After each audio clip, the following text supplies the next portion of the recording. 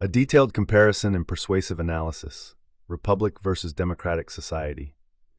The distinction between a republic and a democratic society lies in their foundational principles, structure, and implications for governance. While both terms are often conflated, they represent fundamentally different approaches to government. In this comparison, I aim to illuminate the superiority of a republic as the Pledge of Allegiance so reverently enshrines, to the republic for which it stands. Definition and core principles. Republic. A republic is a form of government rooted in the rule of law, where power is held by representatives elected by citizens and guided by a constitution. The core principle of a republic is the protection of individual rights against the tyranny of the majority.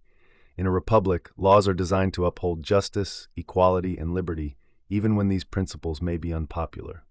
2. Democratic society. A democratic society, in its purest form, direct democracy, operates on the principle of majority rule.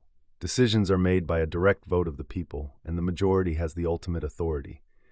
While democratic systems emphasize participation and equality, they can lead to outcomes where minority rights are overshadowed by the will of the majority. Structural differences. 1. Checks and balances. In a republic, power is divided among branches of government, executive, legislative, and judicial, to ensure no single entity becomes dominant.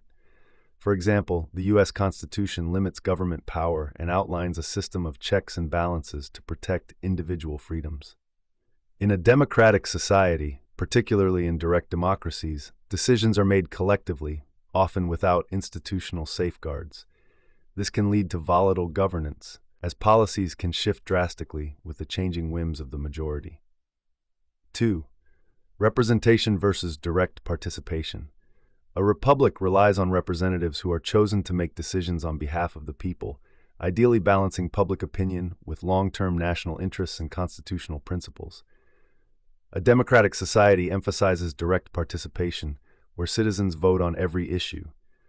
While this may seem inclusive, it can be impractical for complex, large-scale governance and vulnerable to emotional or uninformed decision-making. Strengths of a republic. 1. Protection of minority rights. One of the greatest strengths of a republic is its ability to protect the rights of minorities. Constitutional safeguards prevent the majority from imposing its will at the expense of individual liberties. For instance, the First Amendment of the U.S. Constitution guarantees freedom of speech and religion, even if unpopular views are expressed. 2. Stability and continuity.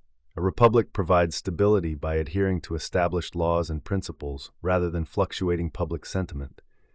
Elected representatives are tasked with making informed decisions based on expertise and deliberation, ensuring policies are sustainable and not reactionary. 3. Rule of law. In a republic, the rule of law reigns supreme, meaning that everyone, including government officials, is subject to the same legal standards. This prevents arbitrary rule and ensures accountability. Conclusion. While a democratic society celebrates the principle of majority rule, it lacks the institutional safeguards necessary to protect individual rights and ensure stable governance. A republic, on the other hand, provides a framework where liberty, justice, and equality are preserved, even against the tide of popular opinion. It is no accident that the Pledge of Allegiance honors the republic for which it stands. This form of government represents not only a balance of power, but also the highest ideals of freedom and fairness. A republic is not just a system of governance, it is a testament to humanity's commitment to individual dignity and collective wisdom. Weaknesses of a purely democratic society. 1. Tyranny of the majority. Democracy without constitutional limits risks descending into mob rule, where the majority can oppress minorities. Historical examples, such as the ostracism practices of ancient Athens, illustrate how direct democracy can lead to unjust outcomes. 2. Short-term focus. Democracies often prioritize immediate gratification, as leaders and voters focus on popular policies rather than long-term solutions. This can result in economic instability, unsustainable spending, or neglected infrastructure. 3. Susceptibility to demagoguery. In a purely democratic system, charismatic leaders can manipulate public opinion to consolidate power, undermining the democratic process itself. Without checks and balances, this can lead to authoritarianism. Why the Republic stands superior. 1. A balance between popular sovereignty and constitutional integrity.